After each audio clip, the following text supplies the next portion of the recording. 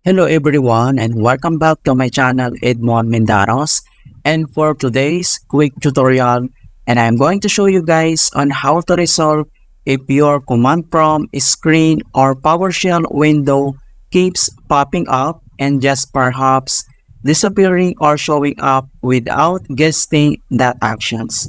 And without further ado, and let's go ahead. So all you have to do is to click on a search button. So makikita nyo dito sa ating taskbar itong search button dito sa left side. So i-click mo na siya. And then kailangan mo na i-type dito yung task scheduler.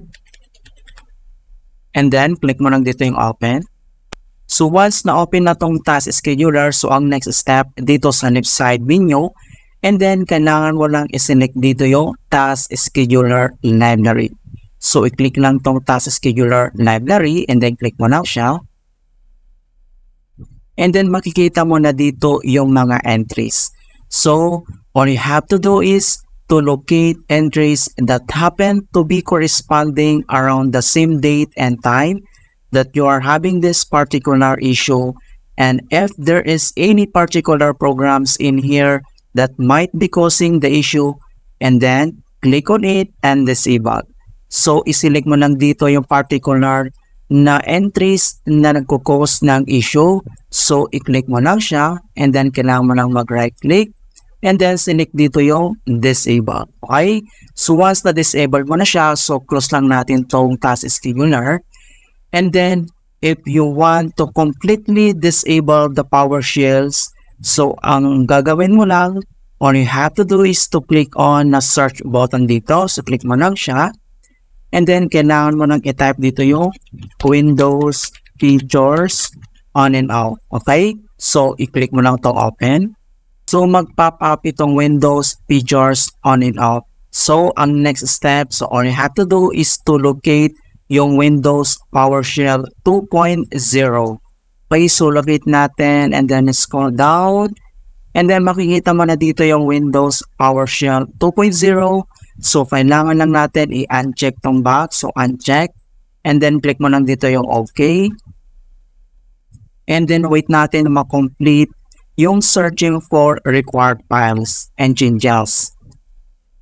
Alright. So, makikita mo na dito na Windows completed the requested changes. And then, next step. So, close lang natin tong Windows features. And then, dito lang ulit sa search button. So, type mo lang dito yung CMD or ito yung tinatawag na command prompt. And then, kailangan mo lang mag-right click dito. And then, select run as administrator. If you receive user account control, and then click mo lang dito yung yes.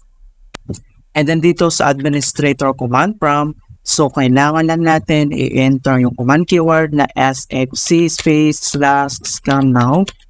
So, in all, small letter lahat, and then yung /scan now ay one word po yan. And then, press yung enter. And then, makikita mo na dito na beginning system scan. This process will take some time. Beginning verification phase of system scan.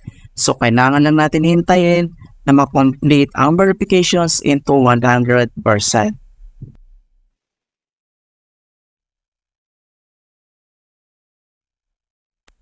And finally, makikita mo na dito na verifications 100% complete. So, and the next step, so we need to close this command prompt. And then dito lang si start menu and then just click on restart. Okay? So, ganun lang po kasimple on how to fix command prompt in PowerShell popping out and disappearing in Windows 11 or Windows 10.